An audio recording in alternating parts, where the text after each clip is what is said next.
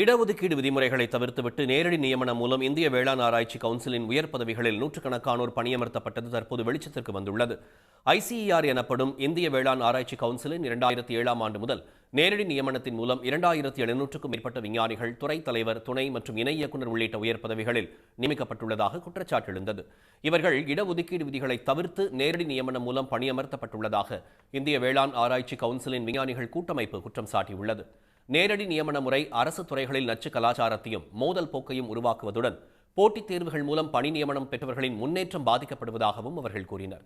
நேரடி நியமனங்களின் எதிரொலியாக இந்திய வேளாண் ஆராய்ச்சி கவுன்சிலின் 25 ஆண்டுகளுக்கு மேல் பணியாற்றிய விஞ்ஞானிகளின் பதவி உயர்வு வாய்ப்பு பறிக்கப்பட்டுள்ளதாக விஞ்ஞானிகள் கூட்டமைப்பு புகார் கூறியுள்ளது. பட்டியல் மற்றும் பழங்குடியினருக்கு இடஒதுக்கீடு வழங்காதது அரசியலமைப்பை மீறும் செயல் என்றும் அந்த அமைப்பின் தீர்மானத்தில் தெரிவிக்கப்பட்டுள்ளது. எனவே உயர் பதவிகளில் நேரடி நியமன முறைக்கு ஒன்றிய அரசு முற்றிலும் தடை விதிக்க வேண்டும் என்று ஐசிஏஆர் விஞ்ஞானிகள் கூட்டமைப்பில் தீர்மானம் நிறைவேற்றப்பட்டுள்ளது. உடனுக்குடன் செய்திகளை தெரிந்து கொள்ள சன் நியூஸ் பெல் ஐகானை கிளிக் பண்ணுங்க.